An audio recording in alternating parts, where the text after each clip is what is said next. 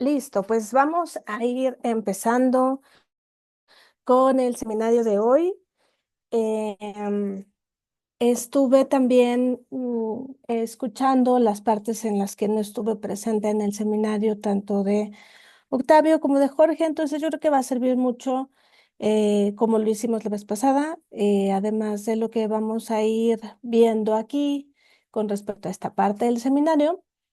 También vamos a relacionarlo con lo que vamos a ver aquí. Entonces, ahí está, es que así ya los veo a todos.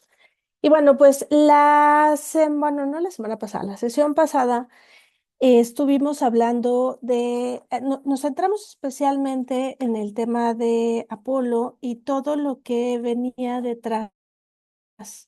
Específicamente creo que es importante que tomemos en consideración que vamos a regresar constantemente y enfatizar mucho en el tipo de trabajo que hace Graves y que vamos a seguir de la mano con otros teóricos, con otros autores, con otros pensadores, pensadoras, que es esta parte de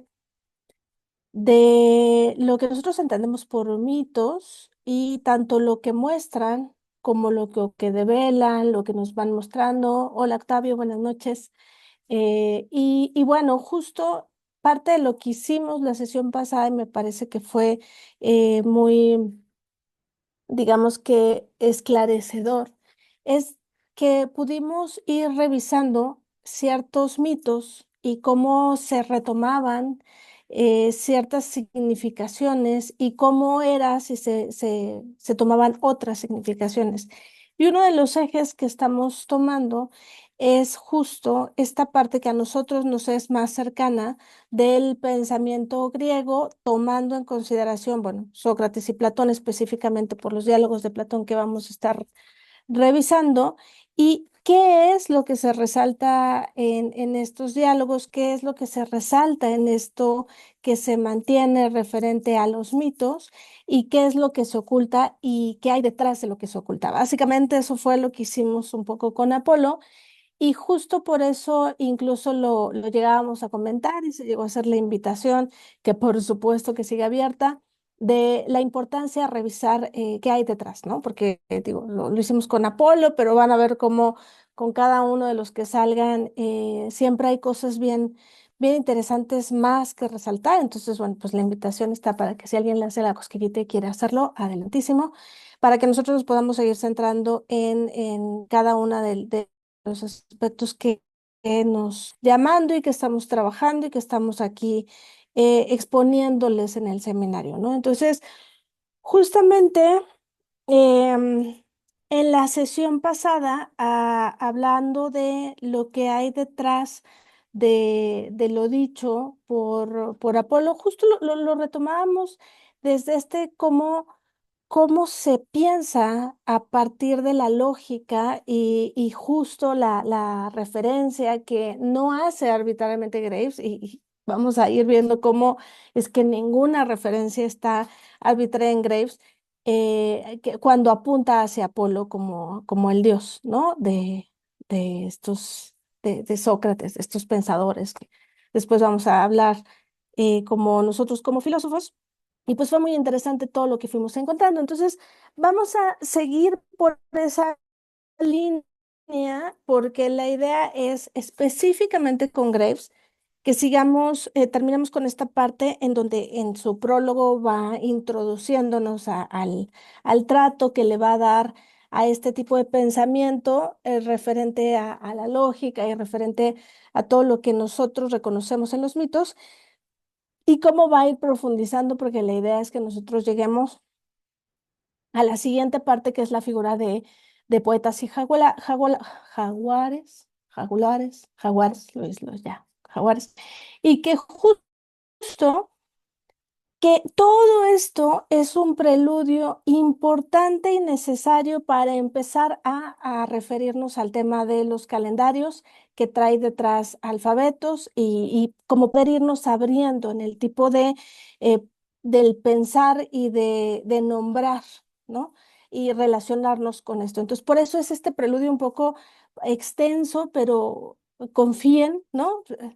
de principio, si quieren, créanme, es necesario, ¿no? Es de pronto necesario porque, y justo por todo lo que ha salido en las sesiones, incluido el tema de las categorías y cómo sí, sí, es complejo pensarnos fuera de las categorías, pero una vez que vamos abriendo el tema y vamos reflexionando hacia otro terreno, de pronto lo difícil es que el pensar no puede ser dado dentro del pensamiento categórico, ¿no?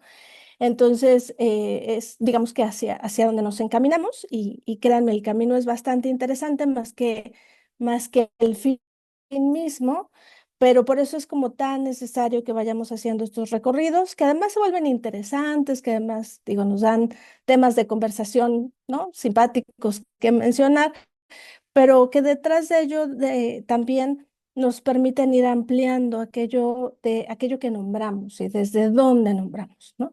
Entonces, bueno, pues justamente retomando esta parte de Apolo, justo les comentaba que hay varios mitos, pero específicamente en Graves hace primero esta referencia a Apolo como su dios y posteriormente, más adelante, va a hacer referencia a dos momentos específicos con Sócrates y uno es un diálogo en el Fedro, en donde va a hacer una referencia y después, más adelante, va a hacer otra referencia a Sócrates específicamente y a su método, ¿no?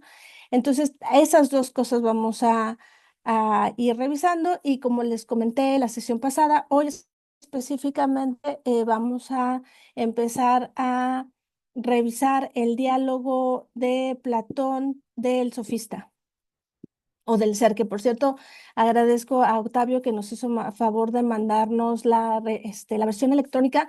Yo no sé, y si alguien lo quiere comentar o poner en los comentarios o posteriormente en los comentarios en el video, si alguien ya ha leído ese diálogo, porque va a ser muy interesante, de entrada les puedo decir, la versión que mandó Octavio tiene como todo y además es bien interesante porque es parte de lo que vamos a hablar cómo nuestra forma categórica del nombrar no alcanza y por eso tenemos que hacer un montón de notas al pie, ¿no? Entonces, específicamente, ahí está la muestra de cómo no alcanza, cómo es limitado el hablar categórico y es tan limitado que necesita hacer demasiadas acotaciones y demasiadas notas para poder expresar y delimitar claramente y no perderse y al final termina siendo como esta extensión.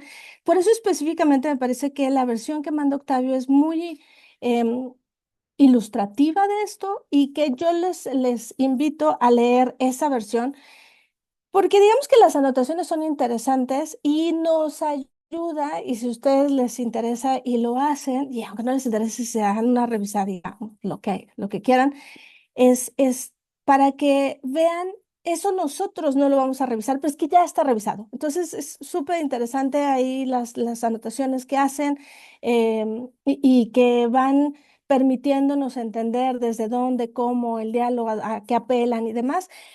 Y justo ejemplo, a mí me va a servir, y por eso voy a ir haciendo referencia a él, para, para mostrarles cómo ahí está específico en cada nota lo que quiere mostrarse. Y aún así, Octavio no me dejará mentir, y aún así quedan muchas cosas que no quedan claras, ¿no? O sea, es brutal. Esas cosas que no quedan claras tienen un porqué y tienen un qué quieren no mostrar y ahí es donde nosotros nos vamos a meter, ¿no? Y en cada una en algunas voy a ser muy puntual en hacer las anotaciones y las referencias, en otras la verdad es que no, pero más o menos para que vean cómo la verdad es que este trabajo nos ayuda mucho porque ya es lo hecho, lo mostrado y lo que todavía queda ahí como ambiguo, no, sí tiene un porqué, sí tiene un para qué y sí tiene un no mostrar y eso nos lleva a muchas cosas más, eso lo revisaremos algunas, pero específicamente más que la revisión minuciosa del texto, lo que quiero seguir mostrándoles es cómo no importa qué tan específicos seamos, qué tan categóricos seamos, qué tan delimitados seamos, qué tantas notas al pie seamos, siempre hay algo que quiere mostrarse, ocultarse y revela más allá de si se quiere mostrar. Además, este texto en específico es muy interesante y nos va a ayudar mucho porque justo y además la versión electrónica que nos manda Octavio tiene estos cuatro diálogos que tienen una relación, pero específicamente este es, digamos que el que está como más oscuro, más complicado en esto, pero que justo nos permiten mostrar qué es, hacia dónde apunta ese tipo de pensamiento y hacia dónde nos quiere señalar. Y ya, digo, si alguien tiene como interés de seguir haciendo estas relaciones, pues ahí está, ¿no? Y está en la versión electrónica que trae a los cuatro, lo cual lo que me parece es bastante útil y ya está puesto ahí y que de cierta manera nos va a permitir a nosotros avanzar un poco más rápido, porque, insisto, no es nuestro trabajo no es revisar el texto minucioso, sino más bien que nos sirva de referencia clara y específica a qué nos referimos con lo que se muestra, con lo que se oculta, lo que hay que develar. Y lo que decíamos incluso en la sesión de Jorge, y seguramente que estaremos insistiendo hacia allá, nosotros somos capaces de identificar los artificios porque estamos en esa época. Ujú. Y en esa identificación, eso nos permite ya ir adentrándonos más allá de ellos. O sea, es como donde hay un artificio, lo que a nosotros nos preguntamos es ¿por qué? Bueno, nosotros no. En realidad, Graves ya lo hizo y lo hace muy bien. Y otros autores, pero específicamente al que estamos trabajando.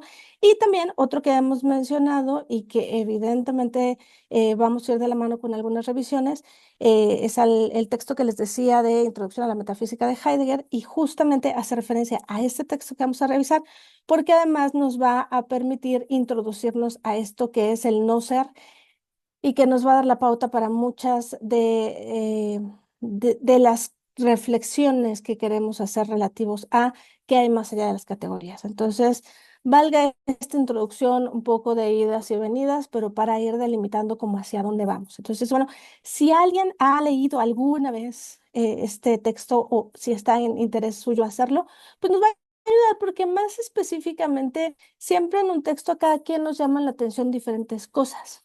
Ujú.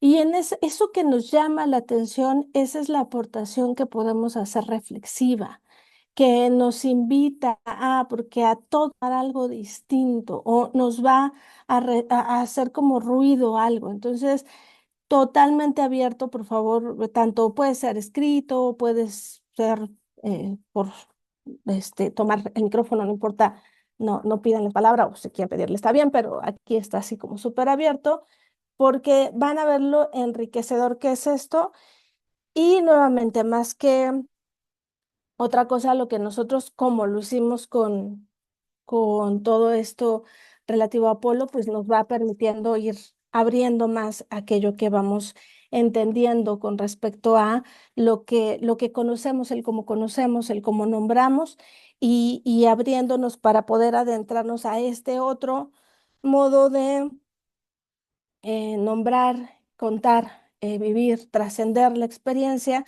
que tiene que ver con los calendarios y los alfabetos. Pero bueno, entonces, ahora sí, retomando lo de la sesión pasada, no sé qué tan claro fue esto, pero si alguien tiene alguna pregunta, adelante y yo estaré muy al pendiente déjenme pongo el chat aquí para verlo, por si alguien escribe y si alguien tiene algún comentario, adelante. Entonces, retomo un poquito la lectura mientras estoy leyendo, si alguien quiere hacer una pregunta, adelante y ya cuando los vea, pues, estaré como al pendiente de sus gestos, sus manitas o lo que sea.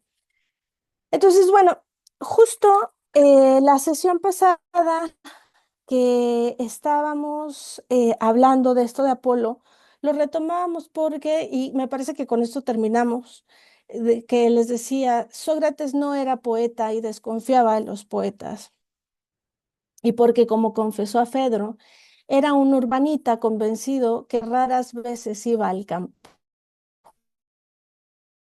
¿no? Por referencia a este lugar donde estaban dialogando. Y Sócrates, en que enseñarme, únicamente me enseñan los hombres. Este desmarcarse específicamente de los campos y los árboles tiene una finalidad importante de que el conocimiento específicamente de los hombres y lo que vamos a ver nosotros es que nuestra forma de pensar, de nombrar, de adquisición del conocimiento y de comprender al mundo, comprendido a partir de los hombres específicamente y desde un separarse de algo como, retomando esto que dice de los campos y los árboles, va a tener consecuencias importantes para nosotros que incluso hoy nos tienen en este ir y venir de categórico y del pensamiento que estamos tratando de abrir. Entonces, por eso es como relevante lo que él dice. Como como el mismo Graves dice, el estudio de la mitología se basa firmemente en el conocimiento de los árboles y en la observación de la vida en los campos durante las distintas estaciones del año, ¿no? Y ahí específicamente con esto, pues nos lanza hacia donde les comento, hacia voltear a ver más allá de el cómo comprendemos el mundo solo a través de los hombres y hacia dónde habría otro modo de entender el mundo y de relacionarnos con el mundo, ¿no? Entonces, el propio Graves lo dice, Sócrates, al darle espalda a los mitos poéticos, en realidad se la daba a la diosa Luna que los inspiraba. Y ahí va a ser una reflexión interesante y un apunte de Sócrates, pero eso lo vamos a ver un poquito más adelante. Y además, otro centro que él va a hablar es justo porque en este diálogo con Fedro, cuando está hablando del mito que tiene que ver con Oritia, eh, ¿a qué lo va a reducir? Y qué, más allá de ese mirar de Sócrates y de hablar de este mito, ¿qué es lo que se esconde? ¿No? Entonces, em, el mito específicamente del que va a hablar Sócrates con Fedro lo vamos a revisar desde Graves y desde Sócrates, pero específicamente empiezo con el de Sócrates, vamos a regresar a él, pero para de ahí irnos moviendo hacia lo que Graves va revisando en mitos griegos, ¿no? Dice Graves, todo esto es en la diosa blanca, perdón que no en la quimera, los hipocentauros o el alado caballo Pegaso, todos ellos símbolos directos del culto pelásgico, un filósofo se sentía obligado a rechazarlos como improbabilidades zoológicas. Y como no tenían idea de la verdadera identidad de la ninfa Oritia o de la historia del antiguo culto ateniense de Bóreas, solo podía dar una absurda explicación naturalista de su rapto en el Monte Liso. Entonces, el mito que dice Sócrates, sin duda, el viento la precipitó desde los alcantilados próximos y halló la muerte al pie de ellos, ¿no? En este diálogo que tiene con Fedro. Incluso señala el lugar donde es y dice, bueno, pues en realidad tiene que ver con que halló la muerte en esos alcantilados y que tuvo que ver, el viento estuvo relacionado en esto. Uno puede hasta aquí hacer este ejercicio y si alguien, corríjanme si me equivoco, pero mucho nos pasa con los mitos. Escuchamos los mitos y lo que tratamos es de aterrizarlos en la comprensión desde donde nuestro pensar actual puede entender ese mundo, ¿no? Y todo aquello que no te relación con algo de que nuestro pensamiento actual, que justo es buscarle una categoría desde la lógica que nos sostiene a nosotros, lo mandamos al asunto de los mitos, ¿no? Es como hay que mandarlo al asunto de los mitos de pronto puede resultar un mundo fantástico, un mundo no real, ¿no? Un mundo, porque decir un mundo fantástico, pues habría mucho más que decir ahí, pero un mundo de lo no real, entonces de lo no inventado, y aún así, si nos sostenemos ahí, si estamos en el mundo mítico, fantasioso, no real, inventado, aún así de pronto nos podemos seguir preguntando, ¿y cómo se inventó? ¿Y de dónde vino? ¿Y cuándo fue la primera vez que se dijo? ¿Y a quién se le ocurrió esto?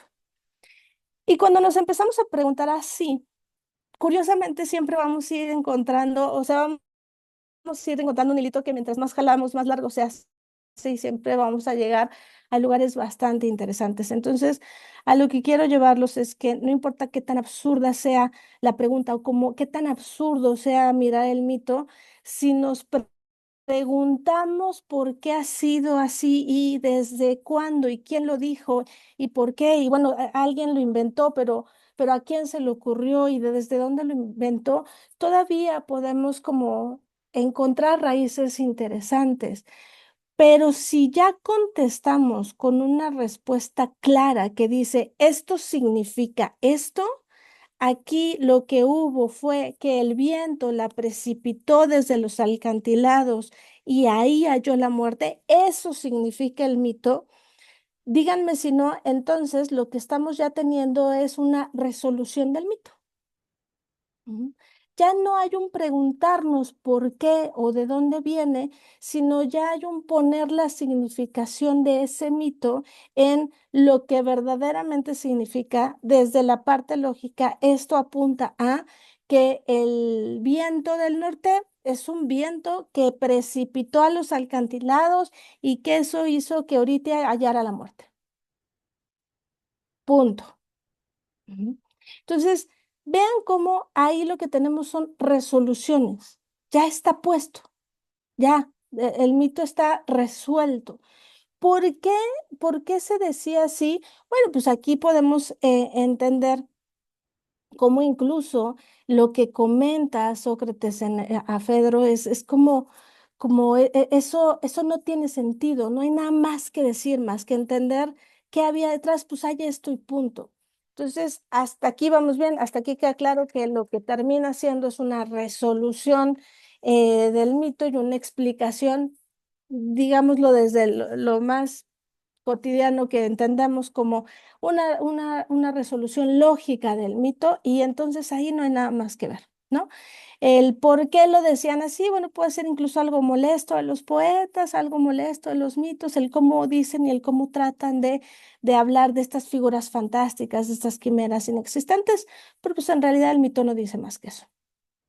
Entonces, justo lo que hace Graves al retomar los mitos es mostrarnos esta otra parte, decir, bueno, más allá de eso, ¿qué hay? ¿No? Y ahora sí, yéndonos a lo que Graves va a estar revisando, solo son algunas pequeñas anotaciones que si es necesario y necesitamos enfatizar más, regresaremos porque el mito da para muchísimo, incluso para muchos temas que de pronto se abren aquí, pero específicamente para ser mucho más prácticos y no alargar esto mucho, solo retomaré algunos puntos. Entonces, el mito específicamente dice que Oritia, y ya nos hace la relación, hija de Erecteo, rey de Atenas, y de su esposa Praxitea, estaba un día dando vueltas mientras bailaba a orillas del río Érgines y allí, envuelta en un manto de nubes oscuras, la violó el viento del norte, Bóreas. Dice, el Bóreas de colas de serpiente, el viento del norte, era otro nombre para el demiurgo Orfión que bailó con Eurínome u Oritia, diosa de la creación, y la dejó encinta. Pero lo que Orfión era para Eurínome o Bóreas para Oritia, así lo fue Erecteo para la Atenea original. No voy más que un párrafo y lo que quiero que vean es todas las referencias totalmente distintas a lo que veníamos diciendo. Aquí ya tenemos el mito como tal, en donde tenemos una referencia clara de Oritia, hija de quien es, lo que representa para Atenas, como un rey de Atenas, y además de su esposa. Y podríamos hablar además de los hijos que tuvieron y lo que representan, pero lo que vamos a ver detrás de este mito es que lo que nos va a resguardar es un culto. Ujú. Un culto que va a tener diferentes modos de ser llamado, por eso hace estas dos referencias, desde Eurínome u Oritia, y también con Bóreas y que lo vamos a ver como el viento del norte. ¿Por qué es importante esto? Porque en mucha mitología vamos a ver que estas referencias van a estar dadas en diferentes mitos y esto lo que nos va a ir mostrando es cómo van migrando estos mitos y qué hay detrás. Y normalmente lo que vamos a ver detrás son cultos que van a tener su forma de nombrarse con algunas deidades que vamos a ver femeninas, pero también las zonas que van tocando y de dónde vienen. Entonces, por eso, Grace lo que va a hacer es las referencias, nombrar desde un lado a qué referencias nos hace.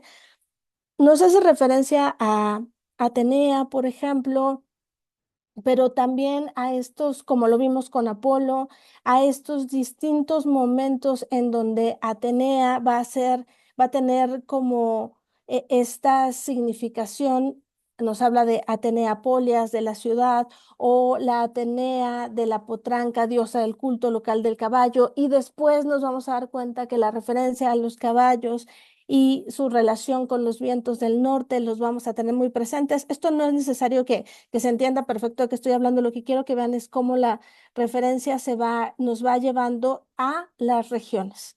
Y justo lo que nos dice, el culto de Bóreas parece haberse originado en Libia. Y aquí ya nos empieza a mostrar los territorios y en qué se van convirtiendo.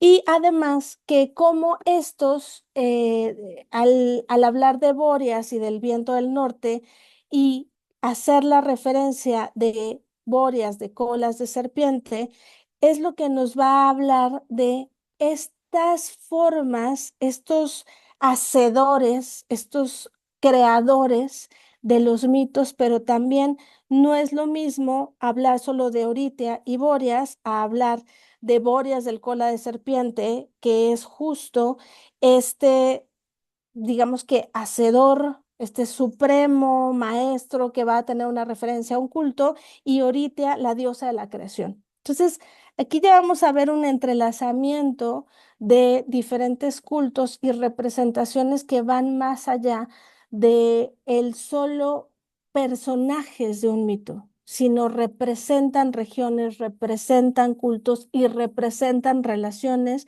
no solamente con el animal como tal, sino la relación que hay con los animales y esta relación sagrada con los animales. Y aquí ya van a aparecer importantes relaciones al culto del caballo, por ejemplo, y también a cómo este culto va a tener su relación en ciertos dichos que se mantienen, teorías muy primitivas que se mantienen y que vamos a encontrar en referencia cómo estos vientos del norte estaban relacionados con reencarnaciones, con la introducción en el vientre de las mujeres de reencarnaciones, de niños que eran parte de un culto erótico de una diosa, que era una diosa yegua. Entonces, vean cómo una cosa en diferentes momentos, y ahorita no es importante especificar en qué momentos, nos va abriendo más y más y más, y nos va llevando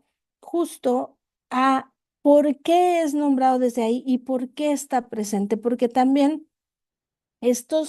hay una cosa muy interesante cuando habla del culto del viento del norte y por qué hacia el norte y por qué va hacia enfrente, porque de lo que nos está hablando es de las migraciones de los cultos y cómo se van llevando en diferentes regiones. Entonces, por eso es importante que veamos cómo una cosa nos va abriendo a qué es reducirlo a solamente un momento y a nombrar ese momento como algo que solo está dado ahí y que no hace referencia a nada más, lo que busca es ocultar todos estos cultos. O sea, de entrada, con estas definiciones centradas en algo que ocurre como un viento que precipita los alcantinados ahorita y entonces muere, lo que nos va a ocultar es un montón de relaciones relativas a lo divino, a los cultos, a los animales, a los y que al final lo que vamos a encontrar, por ejemplo, son referencias al primitivo arte mediterráneo y que justo esta parte ya nos va a llevar a que Bóreas lo vamos a encontrar tanto en mitos egipcios y hebreos, ¿no? Entonces, ahí vamos mostrando cómo una cosa va a ocultar, pero ya que vamos develando, vamos encontrando que todo esto que les dije, que parece que está todo así revuelto, en realidad sí tiene una relación continua en diferentes territorios y en diferentes modos de relación con lo divino, pero que coinciden en el mito y ahí se concentran. Y que aunque pueden cambiar algunas referencias, el mito lo que permite es que eso trascienda y que cuando los mitógrafos hacen estas relaciones encuentran estas similitudes, tanto en las referencias hacia los animales, tanto en las referencias hacia las vasijas, tanto en las referencias a lo que señalan y lo que vamos a ver es que detrás de todo esto lo que hay es un término de un momento y el inicio de otro. Por ejemplo, el inicio del olimpismo lo vamos a encontrar en una referencia así dada cuando hay un cambio importante, cuando hay algo que va a ser una variante en el mito, pero lo que habla es un momento que va a cambiar y eso nos lleva a estos cultos en donde los representantes que vamos a ver en sus figuras de sacerdotes tienen este renovar, este cambio de uno a otro y lo que pasa en ese trayecto. Y eso es de lo que se habla y por eso cada cosa va a tener una significación y nos va a apuntar hacia algo. Entonces, esto parece muy enredado, pero en realidad lo que nos muestra es que hay mucho detrás y que cuando nosotros solamente No, reducimos a está un bien. Ale, momento, ¿sí? oye, cuando dices lo del olimpismo, ¿te refieres a el cambio de Olimpiada? No, la aparición del olimpismo. Ah, ok, ok, ok. Ya, Ujú. gracias.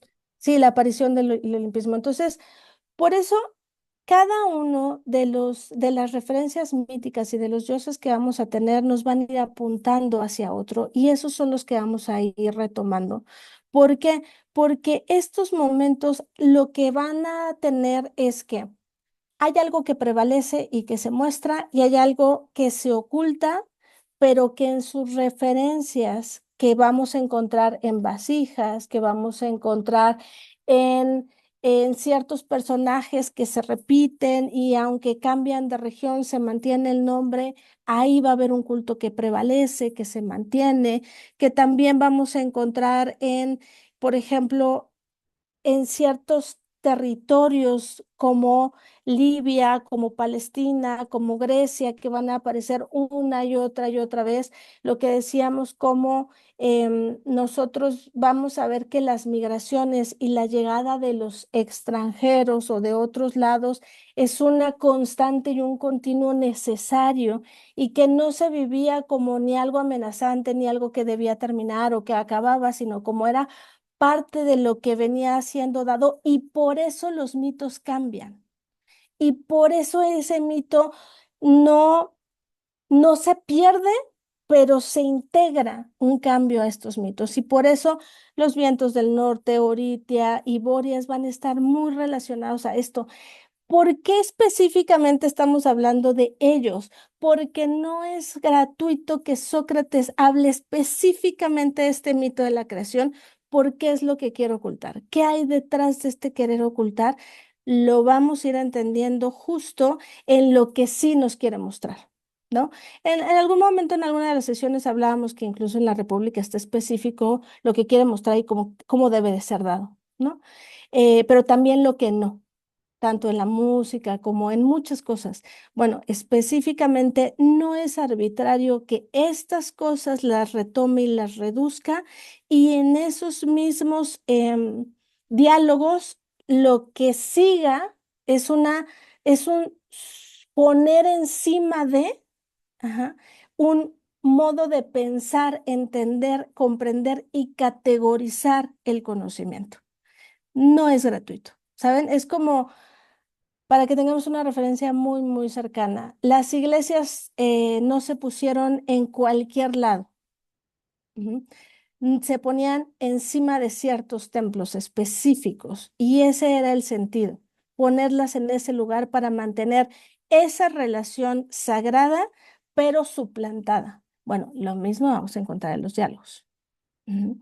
Entonces, por eso lo que quiero mostrarles es cómo con Sócrates pudimos reducir claramente el mito a esto pasó, y cuando Graves empieza a hablar de Bóreas y de Oritia y todo lo que pasa, va a traer un montón de referencias de un montón de cultos que unidos tienen todos un sentido, y esos sentidos nos hacen saber que lo que se trata de ocultar básicamente son esa relación, y por eso lo dice muy específicamente: yo de los árboles no tengo nada que aprender.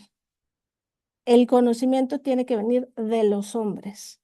Y entonces ahí ya lo que se quiere romper es toda la figura del poeta. Ujú. Toda la figura, que el poeta es la última figura, la que está cercana a Sócrates en ese tiempo, que ni siquiera es la única. Detrás del poeta hay unas figuras representativas relativas a lo divino y de la relación que hay, pero ahorita la última figura a la que él está tratando de romper es la figura del poeta. Y por eso nos vamos a ir específicamente a este diálogo que justo es el sofista o del ser. Entonces, hasta aquí, ¿alguien, alguna duda, comentario? Vamos más o menos entendiendo por dónde vamos y qué es lo que hay detrás de lo que queremos develar. ¿Sí? Va, buenísimo. Bueno, pues entonces, ahora sí, y vamos a regresar posteriormente a esto de Bóreas. Ahorita solo quería que mostrarles la complejidad de las referencias que hay detrás, porque si pensábamos que Apolo era algo interesante que perseguir, bueno, o sea, la relación de Ofión y Bóreas es brutal, pero poco a poco irá saliendo. Entonces, nuevamente, estas referencias que yo les voy a dar es de el libro de Diálogos de Platón de Porrúa, que está de la página 1135 a la 1203. Esta es la 35ª edición del 2019.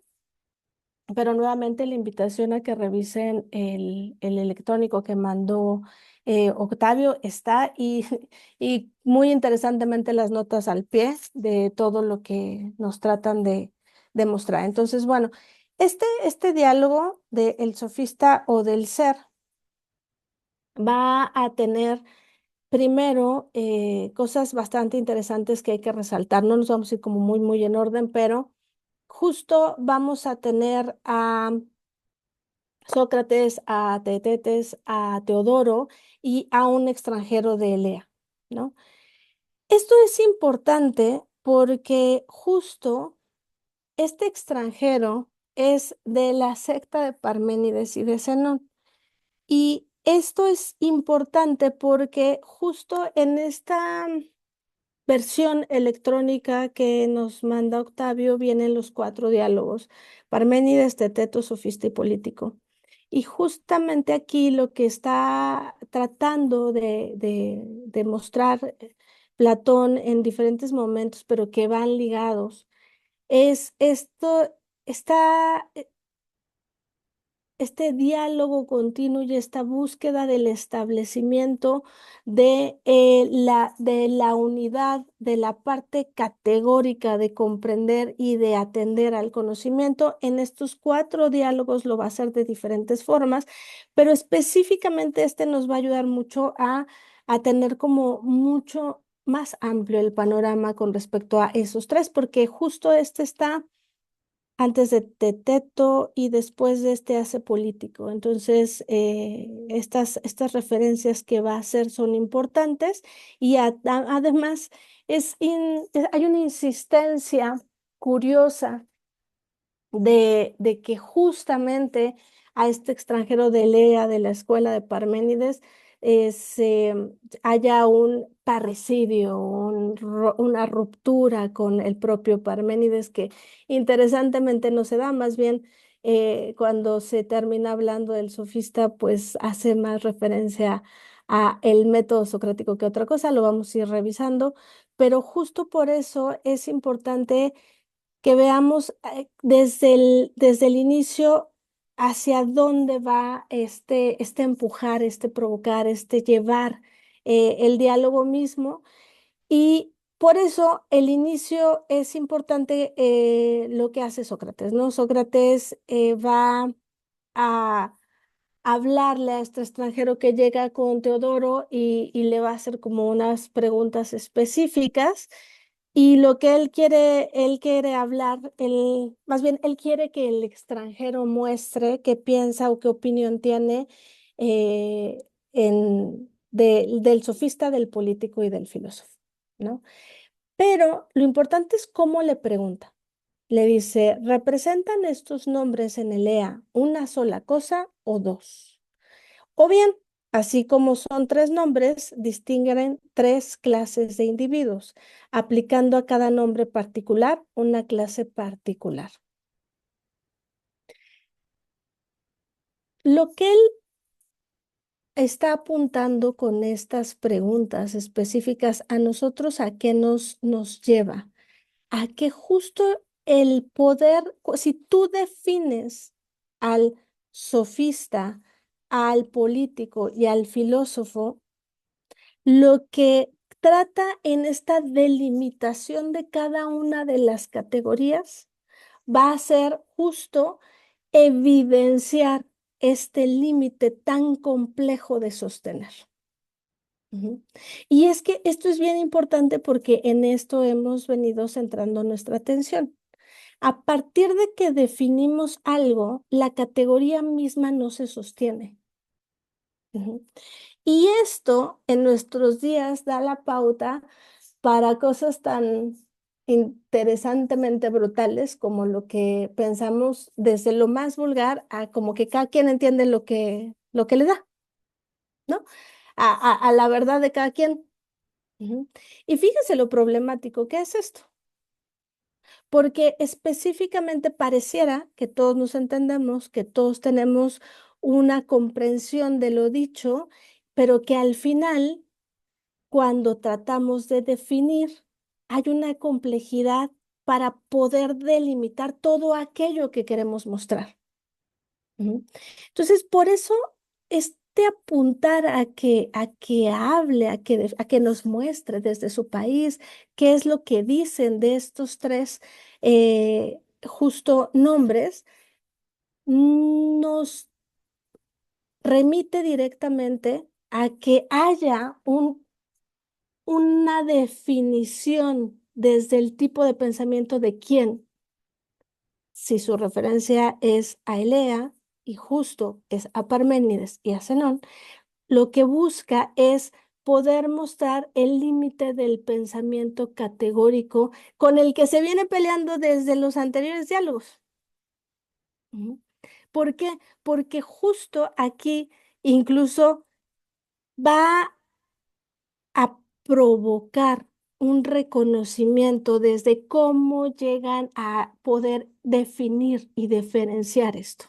¿No? Entonces, vamos, dice, Sócrates antes de esto le dice, cuando habla de estos filósofos, dice, podría suceder que fuese más difícil reconocer esta raza de filósofos que la de los dioses. Unos los consideran dignos del mayor desprecio y otros de los mayores honores. Aquí se les toma por políticos, allí por sofistas y más allá poco falta para que los tengan como completamente locos. Y en este sentido, evidentemente el extranjero lo que va a hacer, y esto es a lo que a nosotros nos va a ocupar, es cuando el intento de diálogo que hace y le ofrecen tenerlo con tetetes, lo que él busca es ir definiendo y dice, justo, en verdad, el objeto que nos ocupa no es tan sencillo como parece, pues que exige para ser tratados grandes desenvolvimientos. Y en esta parte es importante que entendamos que la forma de empezar a definir todo esto tiene un sentido, no solamente de preguntar, sino de desenvolver. Y entonces de lo que va a hablar es, empecemos desde algo simple que nos vaya introduciendo poco a poco a poderlo ir definiendo. Y este caminar hacia las definiciones, lo que nos va a ir mostrando es justo esta ruptura que se trata de buscar con la definición misma y con desde dónde se está definiendo. ¿Por qué? Porque lo que se está poniendo en el centro es el sistema de pensamiento. ¿Sobre qué sistema de pensamiento vamos a pensar? Ajá. Entonces, lo que quiero que vean aquí, que no es, digamos que no es poco lo que se está sosteniendo aquí. Al contrario, es ir definiendo cuáles son las bases que van a prevalecer para justo ir entendiendo el cómo podemos ir nombrando y comprendiendo el mundo. Y por eso aquí es interesante, porque algo que se va a sostener al final del diálogo, y a eso vamos a llegar, es justo la aparición del no ser, que no es poca cosa. Ujú. Porque es que piénsenlo. Antes de ir exactamente con la definición, cuando pensamos en categorías, y lo decían en la sesión pasada, pensamos en lo que es y en lo que no es. Ujú. Porque entonces, ¿cómo podemos meter en una categoría o en otra? O sea, ¿cómo definir lo vivo? Pues con lo no vivo, ¿no?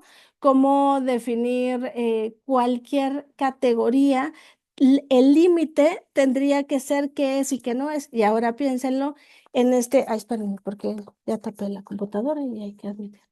Ahí está, ya.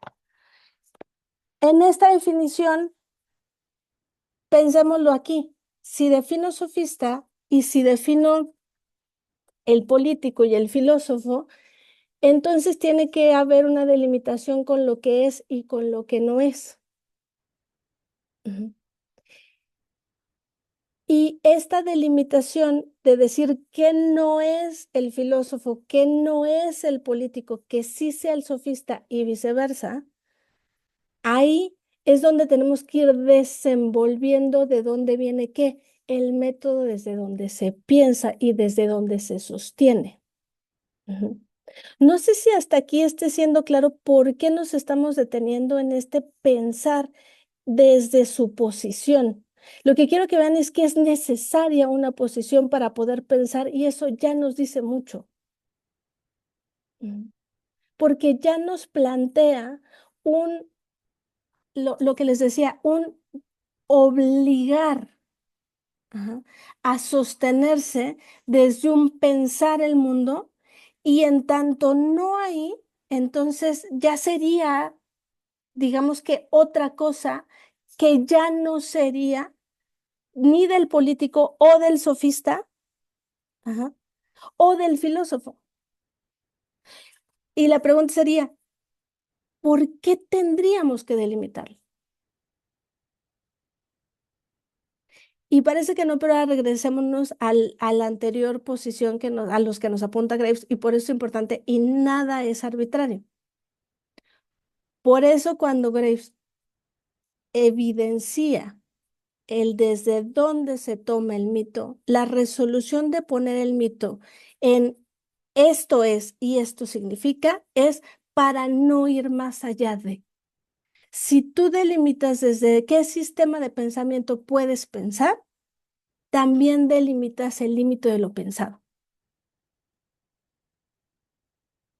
Hasta aquí les da sentido, hasta aquí vamos bien, les da sentido porque estamos yendo específicamente a este diálogo y más allá de lo que nos va a ir diciendo que ya está anticipado, que vamos a llegar al no ser, lo que se quiere sostener en este diálogo es importante porque lo que se quiere sostener son los sistemas de pensamiento dados y ya la posición necesaria para pensar y dadas estas posiciones, por lo tanto, ya quedan claras que cualquiera fuera de estas no caben. Ujú. Y en estas posiciones, por eso, pensar de la lógica literal para esto no tiene sentido, porque entonces ¿desde qué posición lo haríamos? Porque no es arbitrario, en el propio diálogo empieza diciendo Sócrates haciendo la relación entre los filósofos y los dioses.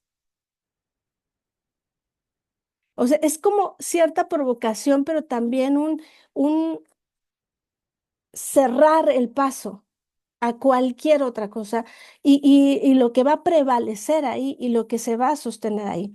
Entonces, por eso este desenvolvimiento del que habla el extranjero tiene sentido. Sigamos por ahí. Van a empezar específicamente por el sofista. Si alguien tiene algún comentario, algo, adelante. Pero bueno, va a empezar a- con el sofista y justo le dice, en algo estamos tú y yo de acuerdo, que es en el nombre. Ujú. Y a partir de ese nombre y ya teniendo la cosa designada por el nombre, ya los dos tenemos una idea. Y a partir de esa idea, justo tenemos que irlo definiendo, pero ya con el nombre los dos tenemos una idea, lo vamos a ir definiendo. Y como dice, para que esto pueda salir con honor, justo lo que tenemos que ejercitar es el principio de las cosas pequeñas para llegar a las más grandes. Y aquí es donde va a tomar un ejemplo que lo que se va a proponer es que sea fácil de conocer, de poco interés y que además no tenga necesidad de mayor explicación. Y empiezan por el ejemplo del pescador de caña. Y en el pescador de caña, justo lo que busca es que en este método el procedimiento que va a ser más conveniente para lograr esta definición, que es lo que buscan, es empezar a dividir. Y a partir de esta división va a ir teniendo sentido como esta figura nos va a ir ayudando a llegar a la definición final, que al final creo que van a ser 7, me parece, pero lo que quiero que vean es que parte importante de este método es empezar justo a definir desde el separar a qué nos referimos con este pescador de caña. Y a partir de ahí va a decir, ¿es un artista o un hombre sin arte? ¿No? Y en este meterse con las artes en general tiene un sentido porque justo lo que busca es ver la división principal que va a ser en dos y en lo que quiere decir. Espérame un tantito. Voy a quitar Ya esto. aquí estoy poniendo. Ay, muchas gracias. Y a partir de ahí, estas artes las va a enumerar por su carácter. Los caracteres que va a definir es justo cómo este arte, además de irlo separando en especies, cómo se va a ir relacionando el arte de justo adquirir o de hacer las artes particulares. Entonces, va a ir haciendo una definición específica de cómo vamos a hablar de este pescador de caña y a qué artes podemos o a qué arte se refiere y qué a partir de ahí qué es lo que podemos definir. Entonces, todo el diálogo primero va a ser muy importante porque lo que nos va a ir mostrando es cómo va a ir delimitando. Ujú. Y hacia dónde quiere llevar, porque justo cuando él dice que por sofista se va a entender el arte de apropiar, de adquirir con violencia a manera de la caza de los animales andadores, terrestres y domesticados, la caza de la especie humana, la caza privada que busca un salario y salario a dinero contante y que con el aparato engañador de la ciencia se apodera de los jóvenes ricos y de distinción, puede definir, hacer una primera definición del sofista. Y esta definición del sofista a nosotros, ¿qué nos dice y a dónde nos arroja? Justo a la definición categórica de lo útil. Ujú.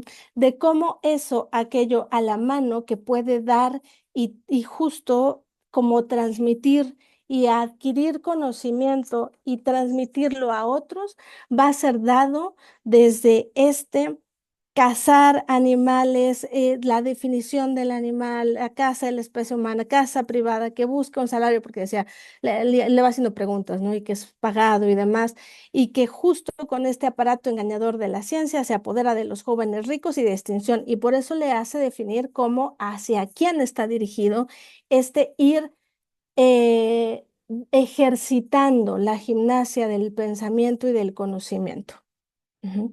Entonces, vean cómo empezamos con una delimitación desde primero la posición desde dónde va a ser el método y después el sentido de lo útil de este método y el hacia dónde va a encaminar y hacia dónde va encaminado.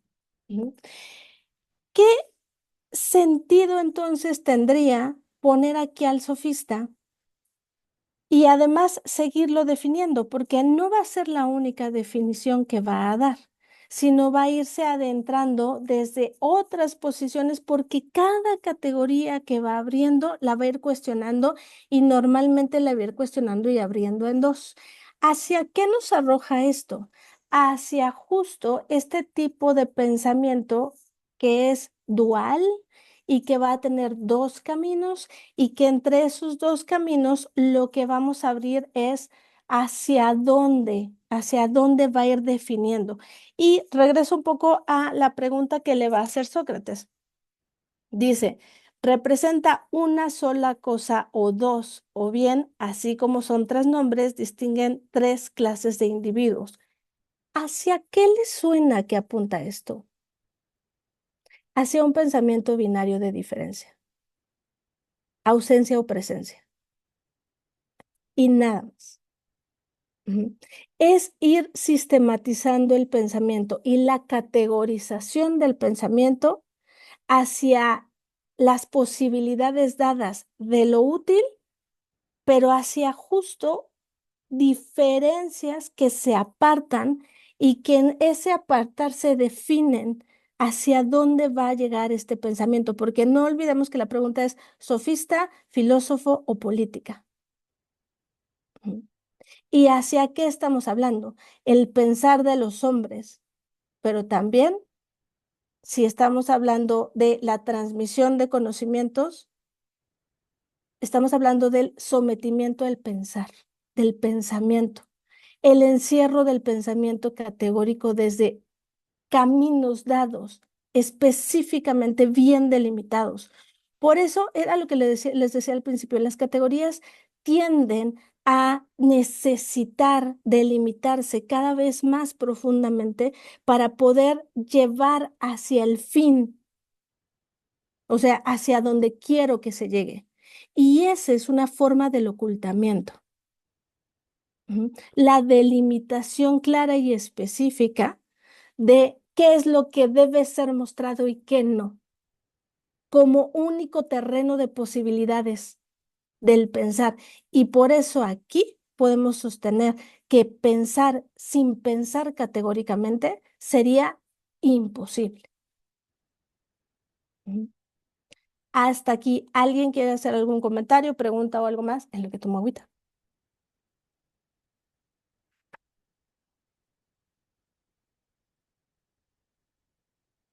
Sigamos entonces con la segunda forma.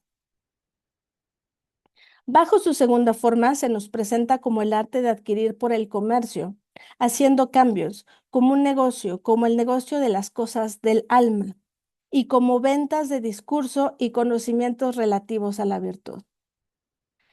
Porque el pensar y el conocer y el acercarnos al conocimiento y al entendimiento de los asuntos del hombre es meternos con los asuntos del alma. Y no olvidemos que los asuntos del hombre y los asuntos del alma, dados desde este modo de sistemático de pensamiento, tiene que ser únicamente desde los hombres. Ujú.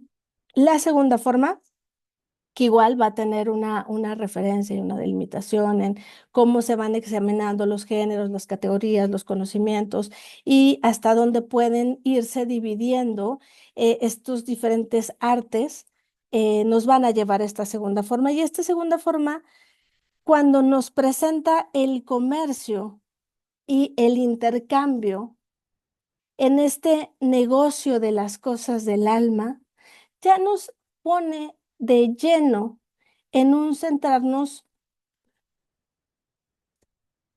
en un centrarnos hacia el tener muy claro que las cosas de los hombres tienen que ver con las cosas del alma, pero la delimitación del alma sí ya habla de un sometimiento del alma misma, de un dirigir hacia cierto lado.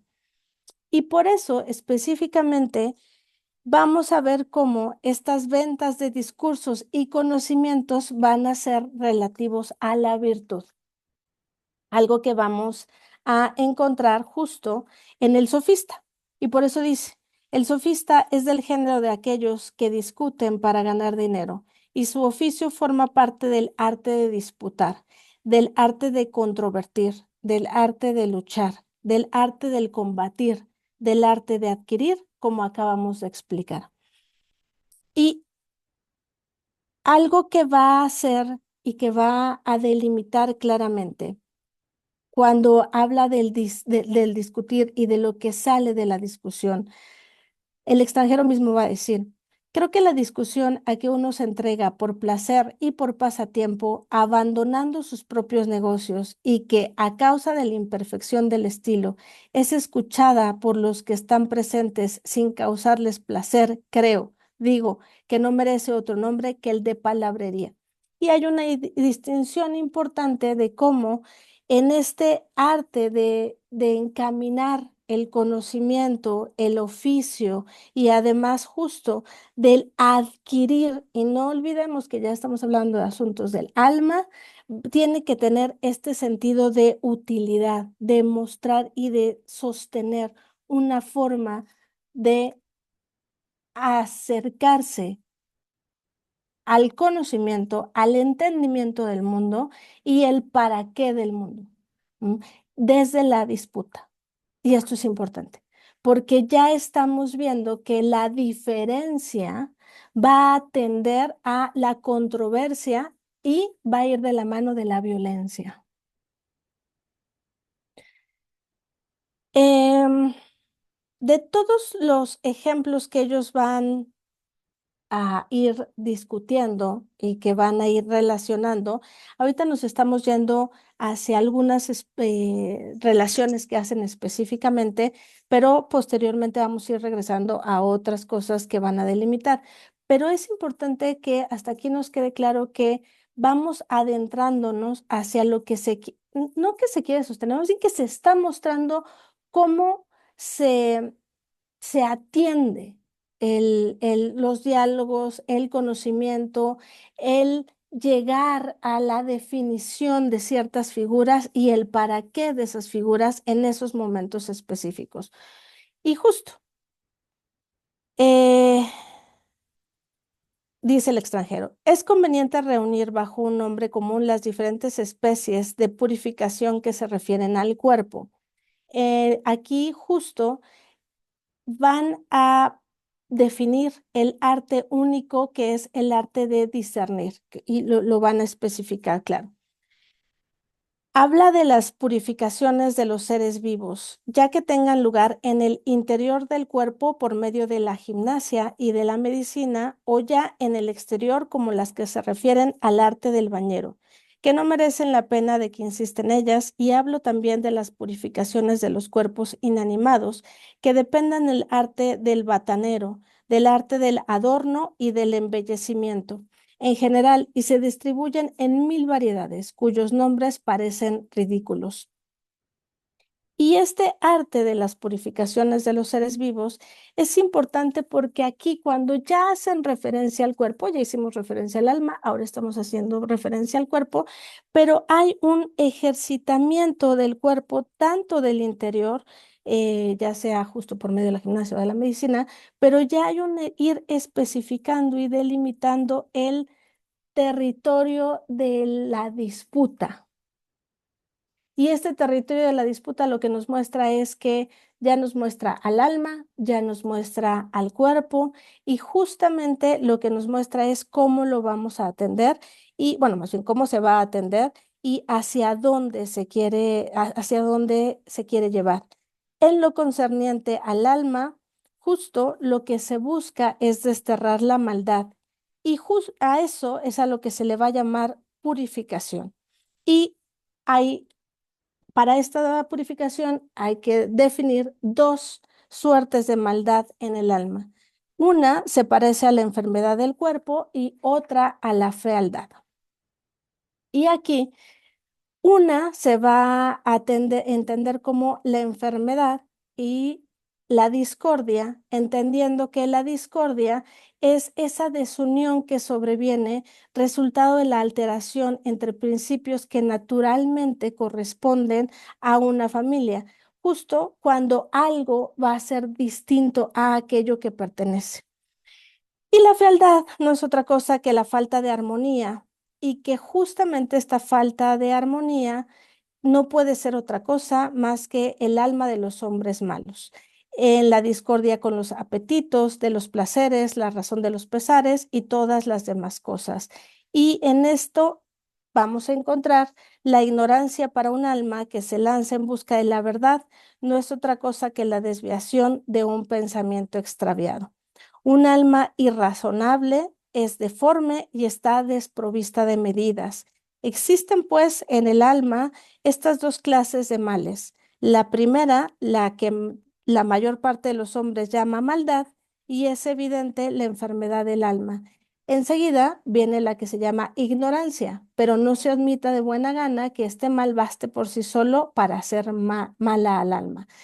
Y en este punto, vean cómo al ir definiendo hacia dónde vamos a ir purificando, empezamos con el cuerpo y con el alma y las definiciones de su enfermedad, lo que nos va a ir mostrando es cada vez necesita precisar esos excesos en el alma que prevalecen. Y estos excesos que van a prevalecer desde la ignorancia, desde la injusticia, eso es lo que le va a dar la fealdad al alma y que para esta fealdad, lo que hay es que hay que curar la enfermedad.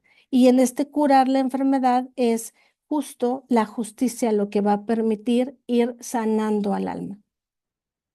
Vamos a ver cómo tanto la ignorancia como la fealdad justo la van a seguir delimitando, la van a seguir dividiendo, van a ir siguiendo hablando de cómo es que puede ir siendo tratada, cómo se va a tratar la ignorancia, por ejemplo, y cómo esto va a permitir que los métodos nos van a llevando a una reflexión que va a ir sanando desde esta ignorancia cuando estamos hablando del alma, si es del cuerpo a través de la medicina y que justo parte importante de ir sanando al alma es este educar, es este llevar hacia el conocimiento y hacia la ejercitación del conocimiento, que esto es lo que nos va a llevar a la purificación del alma. ¿Por qué hablar de esto? Porque entonces para ejercitarnos de todo esto, ¿a quién necesitamos? ¿No? Y entonces ahí es donde las figuras justo van a empezar a juntarse para que podamos llegar a esto. En el arte de distinguir o discernir, el de purificar, en el arte de purificar la parte que se refiere al alma, en esta la enseñanza, en la enseñanza la educación, y en la educación este arte de refutar las vanas opiniones y la falsa sabiduría, tal como lo hemos hecho ver, y entonces declaremos que no es de raza menos noble que el arte sofístico. Y entonces llegamos a otra definición importante en donde ya nos está hablando de que justo el sofista es aquel que nos permite purificar el alma a partir de la enseñanza, la educación y para poder ejercitarnos en esto. Aquí ya lo que vamos viendo es las diferentes formas en las que se nos va mostrando el sofista y el arte al que responde este sofista y la importancia que tiene, porque si bien empezamos desde este arte que podía llevarse desde el ganar dinero, la casa, el dar una forma de dirigirse a la juventud para transmitir esta enseñanza, también llegamos a este otro costado, que es la parte de la purificación del alma misma. Y aquí, justo, este purificador de las opiniones que estorban la entrada de la ciencia en el alma va a ser como el punto más resaltable del sofista y que a partir de ahí vamos a justo ver que todas estas atribuciones que se le dan a la delimitación del sofista, lo que nos va mostrando es cómo se va atendiendo y sosteniendo el pensar en desde lo que más que delimitar categóricamente una forma de al personaje del sofista, lo que nos va mostrando es cómo se van cerrando los modos de entender el cuerpo, el alma, el pensar categórico sobre lo que se sostiene y lo que puede seguir siendo parte de lo útil y la transmisión y lo que no. Porque aquí ya al hablar de purificación y al no ser purificado y al justo hablar de enfermedad, ya nos vamos a hacer distinciones en el orden del pensar.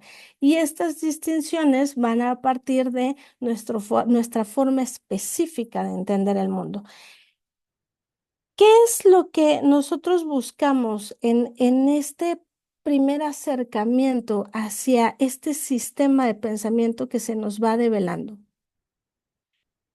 Que veamos cómo cuando ya está un sistema estructurado de tal forma que nos va dando las diferentes categorías a qué responden, por un lado y por el otro, y cómo al delimitarse se van mostrando entre lo que son y lo que no son, y cómo atender ambos caminos, lo que nos va haciendo es un aparente mostrar la delimitación del terreno de posibilidades dadas, no solo en el pensar, sino desde qué posición se piensa y a partir de ahí hacia dónde se puede llegar, hacia la meta. Aquí voy a detenerme justo para que lleguemos a este punto de reflexión. ¿Qué importancia tiene que nosotros tengamos un sistema de pensamiento dado en un orden y en una posición específica y en una delimitación clara entre un tipo de pensamiento dual que va a ser más apelando a lo binario, en donde es 0 y uno o uno pertenece y el otro no, y a partir de ahí así sea nuestro modo lógico de comprender al mundo? ¿Hacia dónde nos lleva esto? Esto lo que nos va a sostener, y aquí mismo lo venimos hablando desde la sesión pasada, hacia el pensamiento de la ciencia, hacia el pensamiento científico que nos sostiene y que nos lleva a un entendimiento específico del mundo, pero más allá del mundo presente, específicamente de aquel que no quiere ser mostrado ya porque no es del interés, porque tiene que ser cancelado hacia otro tipo de entendimiento del mundo. Por eso, ahora sí, las tres figuras de las que se pregunta y que vamos a seguir eh, desarrollando es el sofista, el político y el filósofo, nada más. Y justo no se va a atender a nada que apele a el poeta, sino todo lo contrario, sino a las figuras dadas y que se sostienen y que una vez delimitadas, lo que nos van a delimitar es el modo de pensamiento posible. Por lo tanto, el modo de pensamiento hegemónico. Ujú.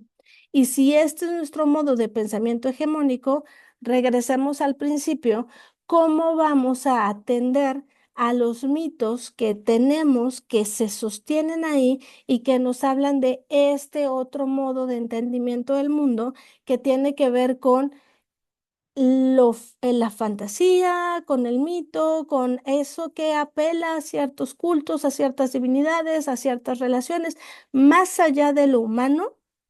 ¿Dónde podríamos sostenerlos? Desde la figura del político, desde la figura del sofista, desde la figura del filósofo. Difícilmente, más bien, todo está puesto para que eso no sea dado. Por eso es importante entender que este diálogo, si bien ahorita estamos entrando a esta parte específica hacia donde nos quiere llevar y hacia la delimitación de lo que hay, aunque la conclusión ya esté dado y a lo que nos quiera mostrar es hacia otro camino posible, lo que nos está diciendo es en dónde estamos, desde dónde partimos, desde dónde se sostiene el pensamiento lógico. Por eso hablábamos la sesión pasada de Apolo y justo este dios y su religión, la lógica, para que vean cuáles son los preceptos que se sostienen ahí. Ujú. Y cómo justo en este ir dialogando y abriendo y delimitando categóricamente al mundo para poderlo definir, lo que vamos haciendo es encerrarlo. Y en ese encerrar, este uso de la palabra y este constante definir y delimitar cada una de las cosas y de las posibilidades dadas, lo que van haciendo es justo haciendo más pequeño el terreno.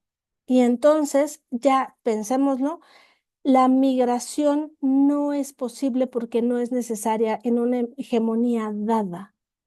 Ya un modo distinto de atender al mundo no tiene, no tiene un sentido. Ujú. Porque ya lo que estamos viendo es lo que está siendo, digamos que, más presente en el modo de entender y de cuestionar y de delimitar lo que puede ser pensado y desde dónde puede ser pensado. ¿Mm? Entonces, por eso esta primera parte, la idea es que podamos dimensionar de dónde viene ese primer acercamiento que nosotros cuando apelamos a pensar desde otra posición, vamos a pensar desde esta posición dicotómica, que lo que va a buscar es entrar, meter en una categoría dada aquello que estamos escuchando y que ya no estamos nombrando en su mostrarse ante nosotros, sino que estamos buscando una de las referencias dadas para colocarlo ahí. Y lo que no encontremos referencia dada va a ir a ese lugar de lo no posible, de lo no real, de lo fantasioso, donde no habrá más que decir. Ujú. Entonces, justo para la siguiente sesión, más allá de las definiciones, lo único que vamos a ir especificando es, después de todo esto, por qué es, hacia dónde vamos a buscar llegar a lo que ya Parménides va a introducir y va a hablar del no ser y la importancia de esto. Entonces, hasta aquí para dejar unos minutitos y poder, no cerrar tan tarde como la sesión pasada, ¿alguna pregunta, comentario o algo más que decir? Yo, como siempre, Adelante, Jas. este pensamiento dado del que nos habla tiene que ver con el razonamiento. Pues en realidad tiene que ver justo con la parte que ahora nosotros ya tenemos como muy delimitada, la parte racional, que es el sistema de pensamiento que más conocemos, que es nuestro sistema de pensamiento lógico, que todo tiene que ver con lo que podemos comprender desde un entendimiento generalizado que puede ser científico, o sea, formal, o puede ser no científico, pero de todos modos con ciertas delimitaciones específicas de lo posible. O sea, si empezamos a hablar de cosas de fantasmas o de que algo que no podemos comprobar a través de lo mostrable y universal, entonces, pues eso ya lo podemos meter en esta categoría de lo fantasioso, en lo no real, a lo que a nosotros llamamos racional, justo. Ah, ok. Ujú. Entonces, Gracias. podemos ver que desde ahí ya se viene sosteniendo. Gracias. De nada, Ros. ¿Alguien más? ¿Algún otro comentario o pregunta? Bueno, yo más bien un comentario breve, ¿vale? Sí. Porque me quedé pensando en lo que decías la delimitación de los sistemas y cómo eso también va a conducir tu pregunta, ¿no? Ujú, Y es que en realidad, pues, sí hay que discernir entre la forma de preguntar de lo que se le atribuye, porque es también otro problema a Parménides, ¿no? Ujú, Y lo que Platón mismo estaba pensando, ¿no? Por medio de Sócrates. Entonces, yo lo dejo como pregunta, ya seguro lo vas a desarrollar, pero no estoy seguro si realmente la proposición o la propuesta de Parménides entre el ser y el no ser realmente sea una categoría binaria, ¿no? O sea, no lo puedo afirmar que sea así, ¿no? Más bien quisiera escuchar tu recorrido conforme vaya viendo esto, porque eso me generó como una pregunta. Nada más eso. ujú. Súper. Sí, justo, no, en realidad el tema con Parménides es otro, a lo que se está apelando con este ir delimitando estas tres figuras es el propio extranjero lo va desenvolviendo como tal, como lo que se va permitiendo ir definiendo entre lo que diferencia o no diferencia y lo que se busca es ver cómo es que se llega a estas definiciones desde esta escuela a la que responde el extranjero, que viene de Parménides y justamente de Zenón, pero en este sentido, por eso la parte, cuando ya hablemos del no ser, mm, va a mostrarnos no solamente este pensamiento, sino más allá de esta no posibilidad de solo delimitar entre pensamiento binario en el sentido de o lo uno o lo otro. Porque justo no hay posibilidad de sostener esto. A eso me refería con las categorías se quedan limitadas y por eso tienen que ir definiendo más allá y más allá y más allá. Pero lo vamos a ir avanzando. En la siguiente sesión terminaremos con eso, porque lo que nos va a permitir es salir de este aparente atorón que se va mostrando aquí, porque si vamos leyendo el diálogo como tal, va siendo como muy claro en lo que va definiendo y en lo que va mostrando. Y ese es el asunto, que va siendo muy claro el camino sobre el cual hay que ir entendiendo y comprendiendo estos diferentes artes de tratar el conocimiento, el entendimiento, las relaciones de entre una y otra cosa, específicamente con el ser y además el saber, que parece que van de la mano en un sentido paralelo, pero ese camino se vuelve interesante porque no solamente es paralelo, va a tener ciertas otras cavidades que son las que nosotros buscamos ir develando. ¿Alguien más? ¿Algún otro comentario?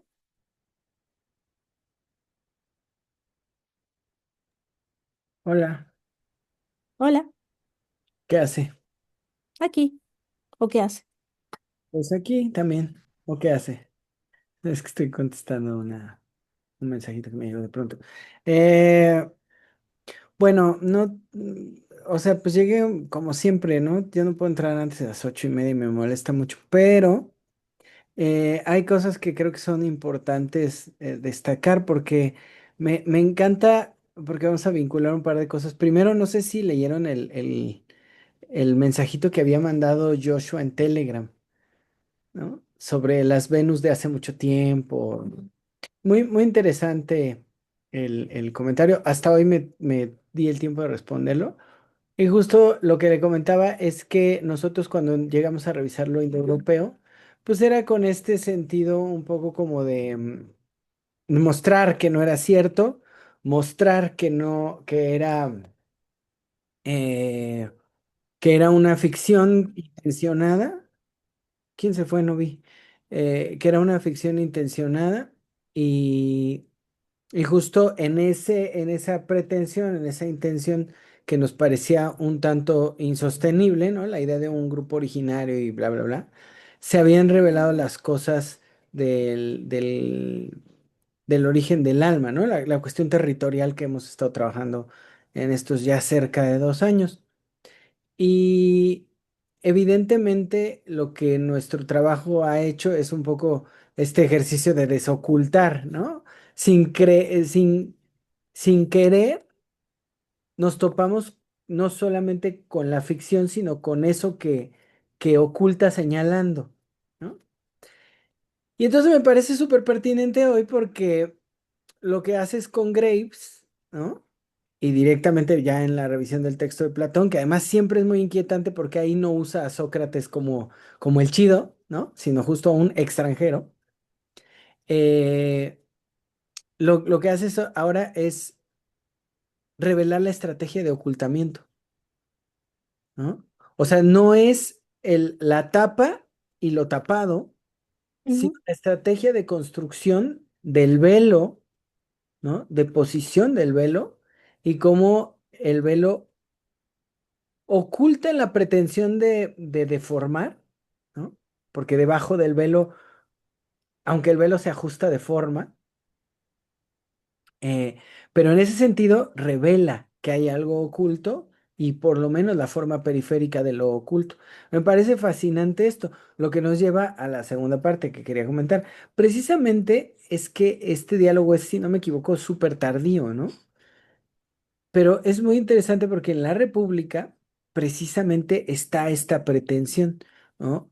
De gubernamentalidad, de participación del filósofo, ¿no? Pero principalmente de conocimiento del alma, porque ujú, todo el diseño de captura y determinación del alma, lo que estabas diciendo, ¿no? Ese acotamiento venido por el control categórico, ¿no? Es determinante de lo posible para el alma, del territorio que el alma habita. O sea, hay un conocimiento del alma. Por eso es que queda pendiente, porque ahí está, la estrategia está allí, totalmente, totalmente. O sea, es cínica, ¿no? Es cínica. Lo que pasa es que hoy sigue existiendo la estrategia, pero está más rebuscada, de manera que nos ha sido difícil revelarla, ¿no?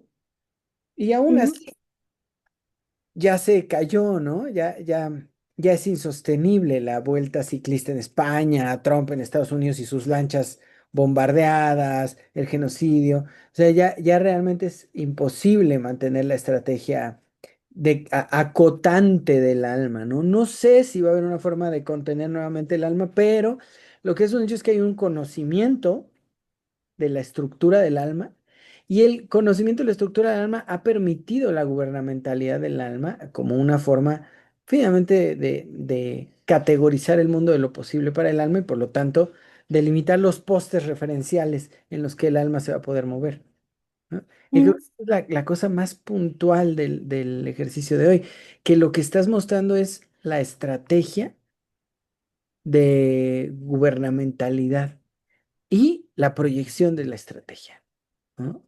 Sí, sí, porque justo a partir de ahí, por eso esta primera parte que les hablaba de los mitos, pues cuando escuchamos mitos, escuchamos referencias. O sea, podemos encontrar en que, bueno, pues sí, Siboria se representa tal y viene de tal. Y entonces, solo tenemos referencias, referencias, referencias. Y entonces, el mito tiene que ser desmenuzado, desmenuzado, desmenuzado para que nos muestre algo. ¿No?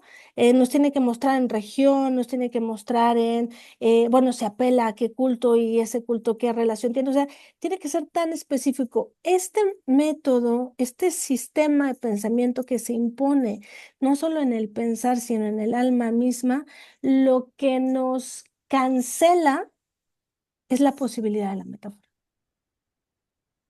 Mm. Necesitamos la delimitación conceptual de cada cosa, de cada referencia para encontrarle un sentido a aquello que trasciende más allá de nuestro presente dado en nuestro pensamiento.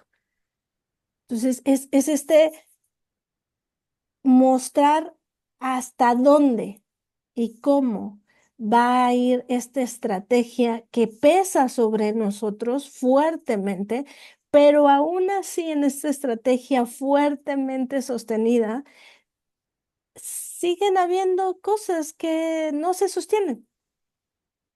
Que no, o sea, esta hegemonía tiene siempre el mismo vicio, no se logra sostener por completo. No, porque el alma, que eso también, creo yo que parece como muy heroico que lo plantee en la caverna, pero sí creo que hay una, un insoportable enfrentarse a esto, ¿no? Sí. Hay una cosa que él dice con toda contundencia, el alma siempre apunta a la verdad, ¿no? El, el tema es que está en el camino los dueños de la verdad, ¿no? O los que consideran que la verdad es algo apropiable, y el filósofo, que finalmente dirá que la verdad existe en un lugar ajeno al hombre, que el hombre apunta a ella porque es inaccesible para él. Que lo mismo que dice la belleza, ¿no? La belleza está lejos porque el hombre no es bello, ¿no? Entonces el hombre solo puede hablar de ello, ¿no? Y entonces nos libra o intenta librarnos despojándonos, evidentemente, del habitar la poesía, Ujú. porque la Por eso, poesía se habita.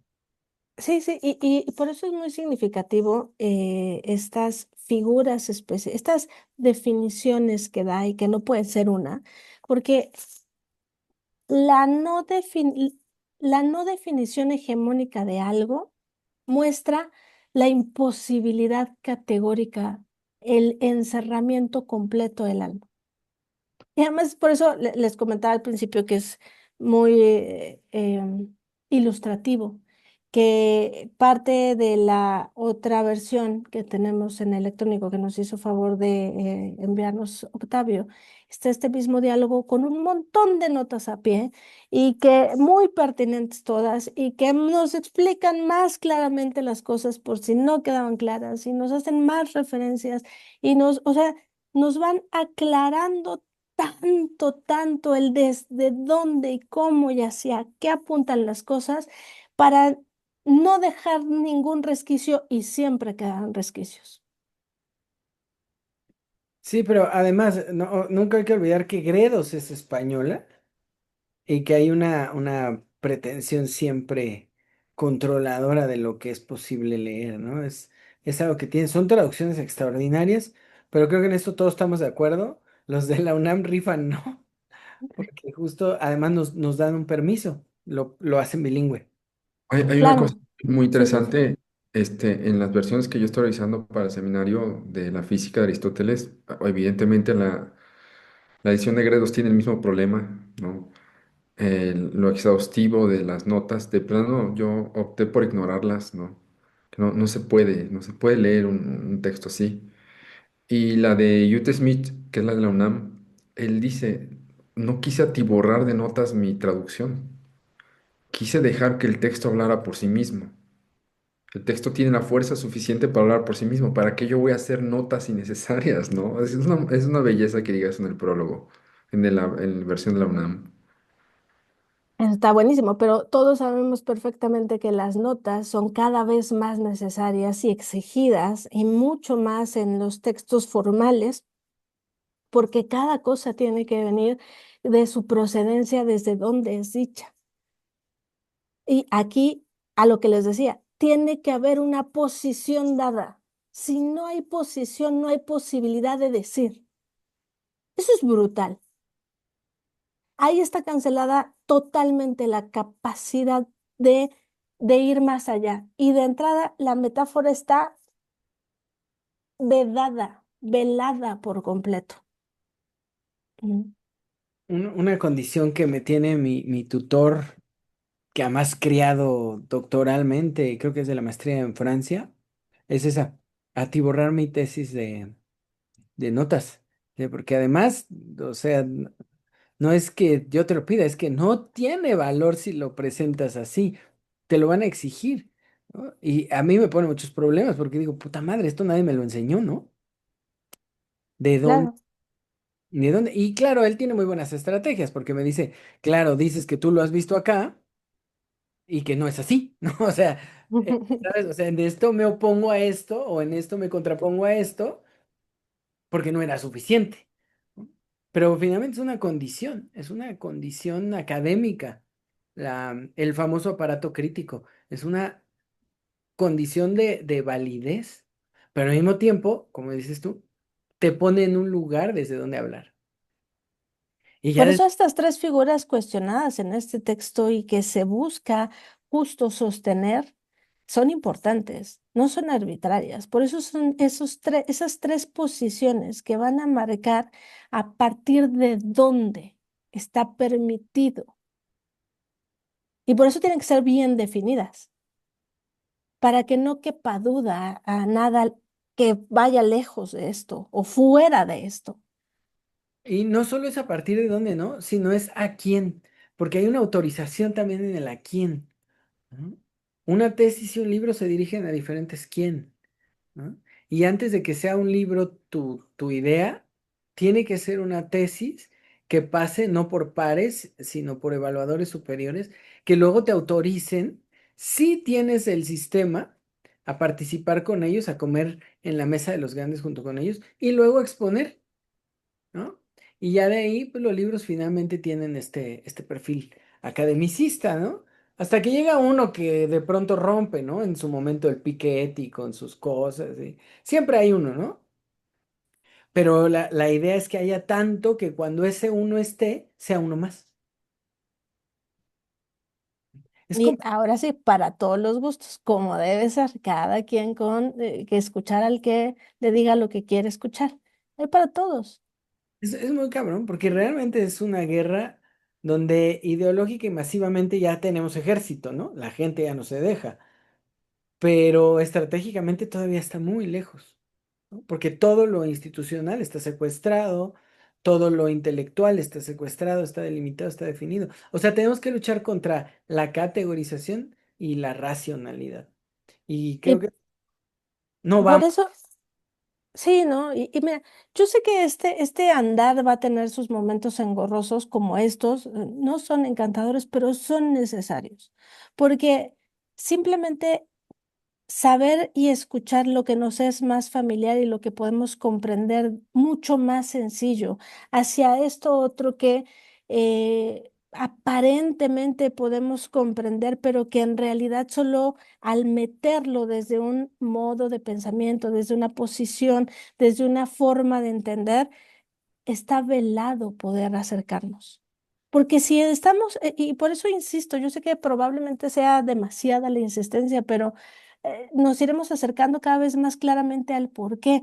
Porque si de entrada empezamos a hablar de calendarios, si de entrada empezamos a hablar de alfabetos, vamos a terminar hablando de simbolismos, nada más, puro simbolismo Y que datos. es nada más. Y justo ahí es donde específicamente terminamos llevando a este espacio posible de la fantasía, de lo no real, de lo místico, a ese lugar en donde no se dice nada, pero pues nos la podemos llevar bastante a gusto porque pues está interesante, ¿no?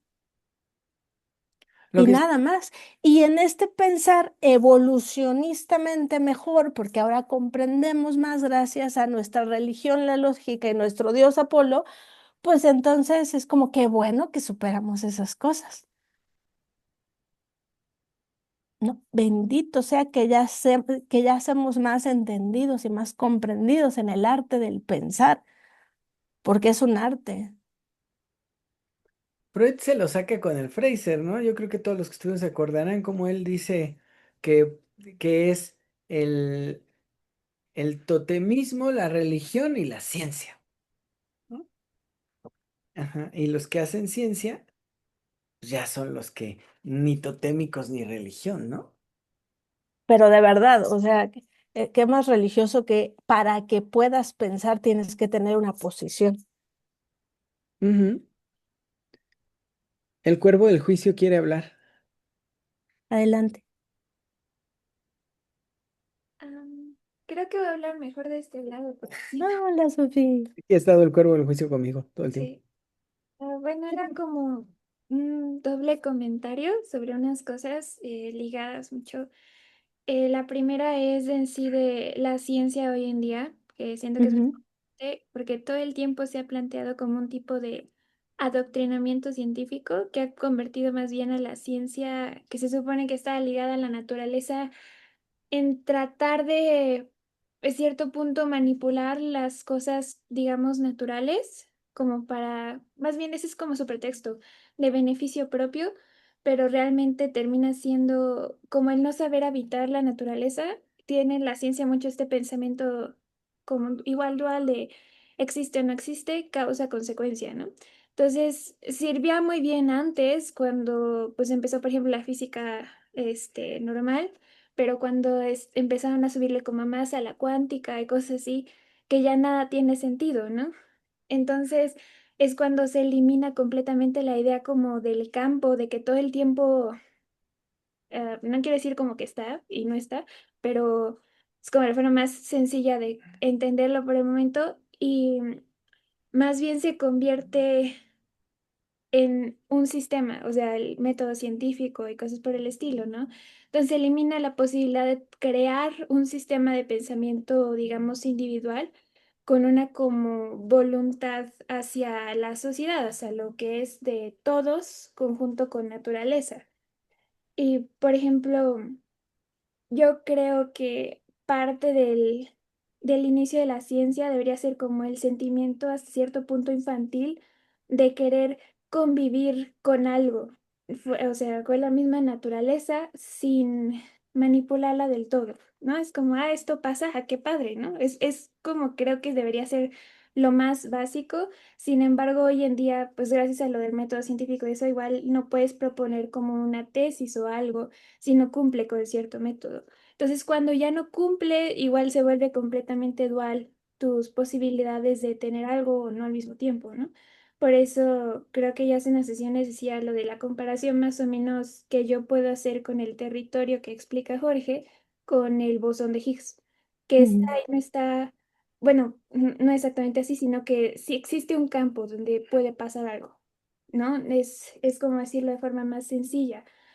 Pero bueno, justo estaba pensando en este sentido como de lo infantil, ¿no? Y cómo la lógica, que es prácticamente como el padre de la ciencia actualmente, se convirtió como un instrumento de industrialización, donde actualmente eres o físico, eres biólogo, y si que intentas ser para más, te envuelves como el filósofo, ¿no? Que está intentando pensar sistemas de pensamiento al mismo tiempo que piensas física, pero sigue siendo otro grado de la lógica que no se sale de eso. Y justo ahí es donde creo que el arte y la ciencia pueden ligarse de forma muy chistosa. Y un ejemplo que encontré hace poco de casualidad fue que estaba leyendo una novela que se llama Los Hermanos Karamazov y justo estaba leyéndola y había visto que Freud la mencionaba en los lados, ¿no? Yo jamás he leído Freud, la verdad es que no podría decirlo del todo, pero me di cuenta que entre más iba leyendo la novela, más cosas como medio extrañas que suenan de Freud pasan en la novela. De contexto, la novela pasa antes, Freud después, pero justo habla Freud, yo me parece que a partir de la novela, de tres tipos de personas, que es el perverso, el neurótico y se me olvida el otro, El psicótico. el psicótico. Tres personajes que son muy presentes en la novela hasta cierto punto. Evidentemente, como es una novela, o sea, es más para arte, no se clasifican tal cual, ¿no? Solamente son tres personas que existen y punto, ¿no? Jamás las llega a clasificar. Y justo hay cosas muy chistosas como la presencia de la mujer. También en la novela se habla de las mujeres que sufren como de esta histeria por casamiento, similar a lo que llega, a los estudios que llega a hacer Freud después. Pero justo la diferencia es muy chistosa porque uno puede clasificar, hablar del padre del psicoanálisis a partir de una novela que habrá salido que 50 años antes y justo una novela que es pues más tirándole al arte, a lo que, al sentido pues sí de religión, que parece que patricidio, de una forma de saber habitar en el mundo, de disponibilidad, ¿no? Algo que me pareció muy chistoso es que pareciera que la novela se termina hablando en lugar de el neurótico, el psicótico y el Perverso. perverso, se termina la idea más bien del loco, del criminal y del tonto, que es como diferente, pero bueno, esa es otra cuestión, pero sí, justo lo que quería decir es igual que tanto en el arte está como esta cuestión de querer eliminar la figura del poeta, del arte que nace de esta forma como de madurez, de saberse plantear ante el mundo. Y justo en la ciencia se elimina completamente toda capacidad de esta forma de ser infantil, espontánea, de amor a donde estás, lo que sucede. Se terminan clasificando muchas, digamos, materias, físico, biofísico, bioquímico, y solamente para que termine sirviendo de una función industrial, porque tú eres una hormiguita que solo vas a hacer este cachito, solo estudias este cachito para funcionar en una cadena de cosas mucho más grandes, y todo termina ligado completamente a la lógica. Entonces, la ciencia, pues sí, como se vuelve instrumento de la lógica, y el arte se intenta clasificar. El arte sí se me hace un poco más complicado, igual por la idea del poeta, porque cuando tú lees o algo es solamente ves cómo alguien se planteó en el mundo, ¿no? No puedes darle como un sentido, ¿no? Pero bueno, al fin y al cabo termina existiendo corrientes de arte y etcétera. Y ya eso. Ujú. Muchas gracias, Sofía. Y es muy importante todo esto que mencionas porque justo apunta a un vicio dado desde esto que insisto, a partir de que las posiciones están dadas y definidas, ya lo único que termina pasando es cómo se va cerrando esto. O sea, lo que ahora nosotros conocemos como la especialización de todo.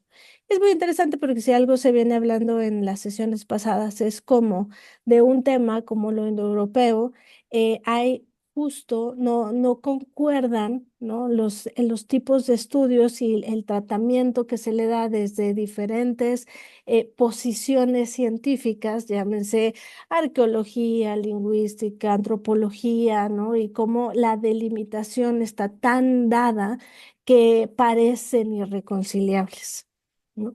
Y justo en la ciencia podemos ver esto a partir de que vamos especializando el conocimiento, puedes hablar más de algo, pero nada más de eso. Ujú. Y ya. A eso me refiero cuando justo y este ejemplo que das me permite mostrarlo con más claridad, cómo el tener una posición dada lo que va haciendo es una delimitación cada vez más cerrada desde dónde puede pensarse, desde dónde puede acercarse uno a al conocimiento, por ejemplo, desde la ciencia. Y justo entonces la posibilidad de amplitud de entendimiento, de reflexión y demás, pues sí, pero puede ser dada entre sí, entre varios, que justo eso apuntaría a algo bastante interesante, pero no porque cada quien desde su especificidad. Y entonces cada vez terminamos más encerrados en esta posición y la posibilidad de lo dicho y de lo que puede ser dicho. Ujú. Y entonces lo que vamos viendo es cómo van agotando las posibilidades. Y sí es muy sintomático esto otro que se menciona ahorita, cómo desde el trabajar formalmente el conocimiento, el ir dando la posibilidad de escribir un artículo, de hacer una investigación, de tocar un tema, de acercarte a comprender desde una disciplina tomada por lo que sea que estés estudiando, cada vez tiene más especificidades que lo que terminan siendo son recopilatorias y con toda sinceridad, ¿cuánto puedes sostener de lo que realmente esto te ha mostrado? ¿Cuánto puedes verdaderamente mostrar en un trabajo formal que se quiera publicar o que quiera terminar siendo para un proceso de titulación? Digamos que de doctorado específicamente, porque es cuando ya vendrías a proponerle algo al mundo. ¿Cuánto? Las posibilidades son muy limitadas. Por eso es tan importante enfatizar que veamos cómo el marcar una posición, y no es gratuito, insisto, que sean tres posiciones dadas, la política, la filosofía y el sofista, van a ser el molde sobre el que vamos a partir y justo la losa que nos va a caer en todas las posibilidades de adentrarnos en el pensar. Tenemos que atravesar esta losa. Ujú. Pero para poder atravesarla, primero tenemos que dimensionarla y ver cómo fue formada y de dónde viene. Porque la tradición de esta losa también apela a cultos y también apela a divinidades y también apela, pero a hegemonías. Solo que hay que saber la hegemonía de quién y de qué está ahí puesta sobre nosotros para poder atravesarla. ¿No?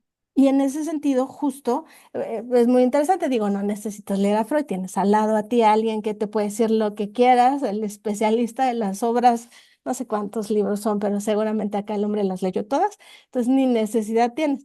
Pero justo lo que sí nos muestra es que todo aquel que se acerque, que sea interpelado por esta curiosidad, por estas preguntas, se topa con esta losa. ¿Y sabes qué es lo peor? Que te topas con respuestas. Que te topas con respuestas que te explican, que te definen. Por eso, al iniciar con esta definición del mito desde Sócrates, es esto significa, esto es lo que hay detrás del mito, punto. Ese es el problema, que nos topamos con definiciones, que nos topamos con respuestas, que nos topamos con significaciones y que a partir de ahí es tocar la losa para ya no ir más allá. Porque lo que va a romper esa losa es el preguntar mismo. Pero por eso esto que se sostiene en este diálogo es interesante, porque hasta el preguntar es dirigido. Y ese preguntar es el que nos va a ir arrojando hacia lados distintos. Por eso les decía al principio, es que ya he leído, da igual, o sea, de pasada o lo que sea, así sea de rápido, así sea un cachito, leído el diálogo, a cada quien le va a inquietar o preguntar cosas distintas. Por eso justo lo decía en su sesión pasada, Jorge, ¿no? Estaría muy interesante poder dar lectura a todo aquello que podría sostenerse aquí en el seminario y pues ojalá nos diera el tiempo y ojalá nos diera la vida. Sí, pero también el leer colectivo ayuda mucho, no porque todos entendamos y vengamos, no, pero así unos párrafos, así nos inquieta y ese inquietar, eso que nos jala, va haciendo un preguntar colectivo que abre posibilidades distintas, porque eso es lo que no puede ser encerrado. Eso no puede ser encerrado. Eso insiste y persiste y persiste. Por eso, interesantemente, es o se vuelven creyentes o se vuelven locos. ¿Quiénes? Los que preguntan. Científicos, filósofos, sofistas, políticos, da igual. Simples mortales. O crees en Dios o te vuelves loco. ¿De veras? Nuevamente las posiciones están dadas ahí, pero sí están delimitadas. Y por supuesto que ese estigma es parte de la losa fuerte que pesa sobre nosotros y que por muy engorroso que sea, lo estamos abriendo y lo estamos quebrando desde justo lo que nos permite. Porque por eso no es arbitrario que alguien como Graves, que no solamente se va a revisar los mitos, sino que está tan cerca de la poesía, y tan cerca de lo que va encontrando gracias a esto, nos va poniendo las huellas de por dónde se rompe esto. Porque lo que nos muestra la diosa blanca es su experiencia. La diosa blanca es la experiencia que le dejó el escritor de Red Jesús. Por eso no son respuestas, son señas. Nos seña un montón de cosas, nos muestra, nos abre, nos deja. Y por eso es interesante que uno le rasca tantito y encuentra, ¿no? Entonces, a eso buscamos, a esto que dice, sí, sí, en la ciencia, en nuestro modo de acercarnos al conocer y al comprender, sí, estamos marcados por esto, pero justo lo que hemos venido insistiendo, seguramente seguiremos insistiendo, podemos alcanzar a identificar en dónde se forza esto y en este dar estas posiciones a lo que se forza es a delimitar hasta dónde. Y ahí es donde la cosa se mueve y buscamos irla rompiendo. Y en esas estamos. Así que, bueno, ¿alguien más? ¿Algún último comentario antes de Algo rápido. despedirnos? Y esto creo que va para todos, porque justo lo que nos han enseñado es que Van Gogh era chido por loco, Camille Claudel era chida por loca. Lo que nos han dicho es que justo el precio de la grandeza es Es la la locura. locura. Y cuando que es contrariamente es la grandeza lo que es llevado a la marginalidad de la locura por el entorno social. Por un lado, por la explotación capitalista que a esa gente le ha tocado o le tocó siempre, ¿no? Ujú, Dejaron de hacer arte sacro para sacralizar lo humano, ¿no? Y entonces hay que marginarlos hasta destruirlos. Y por otro lado, por evidentemente no encajar en la libertad, ¿no? ujú, Eh, lamentablemente, por eso es tan potente lo que dice Lacan cuando habla de lazo social para el esquizofrénico, ¿no? Porque dice, ya lo madreamos, ya ahora hay que hacerle un lazo social para que se enganche a lavar carros o cualquier cosa, ¿no? Pero lo que salva a Graves de la locura es que está casado y tiene hijitos, ¿no? Y puede exactamente. para tener una familia. Contrario, lo que nos salva a Nietzsche, ¿no? Lo que O a salva, Helderlin, ¿eh? o a Helderlin. Ajá. Y lo que salva a Heidegger, por ejemplo, pues es que tiene también, ¿no? Su vida familiar y tiene pues su casa de campo, ¿no? Que ya más bien es habitar campo, ¿no? Entonces, finalmente, el tema es nada más para que mayormente somos psicólogos acá, ¿no? Nunca olvidar que nos vendieron la idea de que la genialidad de algunos radica en que estaban locos, pero no es Ujú, cierto, ¿no? Es el haberlos hecho locos lo que radica en la genialidad disruptiva de sus existencias. Y por eso los güeyes que son perfectamente cuajados en la sociedad, voy a hablar mal de gente que me cae bien, pero bueno, este no me cae bien, ¿eh? Andy Warhol, ¿no? Me caga la madre, ¿no? O André Breton o Salvador Dalí, ¿no? Esos güeyes no están locos, ¿no? Porque perfectamente están en el entorno, ¿no? Lamentablemente tengo que decir lo mismo de David Bowie, que de disruptivo no tiene nada, ¿no? Entra en una sociedad hambrienta de él, por eso no se encumbra, el sino, fetiche perfecto de la locura que se sana cuando se casa. ajá, y se hace Y millonario, entonces se empieza a hacer cosas horribles en la música, ¿no? Pero gracias a todos. Amamos a Bob aquí no deja de ser, profundamente, pero no deja de ajá. dejarnos engendros terribles en su música. Y bueno, después de David Bowie, Michael Jackson, ¿no? Después de David Bowie, Alice Cooper, o sea, son personajes que van a ocurrir después y que son producto de eso. Hay un disco de Kraftwerk donde hacen un señalamiento al respecto del rockstar, de justo de David Bowie y de Iggy Pop en el Trans-Euro Express, Mm, cuando hablan de la facilidad de andar por todos lados, ¿no? Ahí hay un señalamiento de ellos, justo en esa rola que se llama, ay, esta de Even the Greatest Star lost themselves in the mirror. Ay, es que no sé cómo le ponen en inglés. Pero bueno, es una del espejo. mm. Justo de. Órale, qué chido. Sí, está ahí, está en ese. Año además en el que se grabó también el Low de Bowie y si no me equivoco, el Idiot de Iggy Pop. Pero bueno, ya esos son datos que ni al caso. Pero, No, sí, tienen mucho caso. y la segunda cosa que quería comentar de lo que dijo el Cuervo del Juicio es me llama mucho la atención que diga que lo natural es querer convivir con la naturaleza, porque todo mundo dice que lo natural es la curiosidad por las causas. Y creo que antes del niño que pregunta el por qué, existe el niño que quiere estar. Luego lo enfermamos del por qué y hacemos esquizofrénica una sociedad. Es todo lo que quiero decir. Me duele mucho la panza, no sé cuánto más aguante, pero Pues ya vamos porque ya es tardecito, ya tenemos que descansar. Muchas gracias por esta sesión. Seguiremos en este engorroso camino de abrir las cosas para la siguiente sesión cuando nos toque, creo que es dentro de un mes. Para la siguiente me parece que es Octavio, después Jorge, después descanso. Y bueno, pues que tengan una linda noche. Un gustazo verlos y por acá nos rápido, vemos. rápido. Antes, Esta noche. hay un par de sesiones que va a tener las encargadas, yo creo que Alejandra, porque no voy a estar dos sesiones, pero bueno, Alejandra se hará cargo, yo creo, o acá le encargo al cuervo, a quien sea, para poderla subir.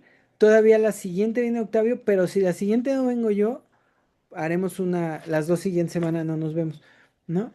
Pero bueno, les voy haciendo saber, ¿no? Va, Un saludo, Joshua, ya te contesté aquí y allá. Y a todos, gracias por venir.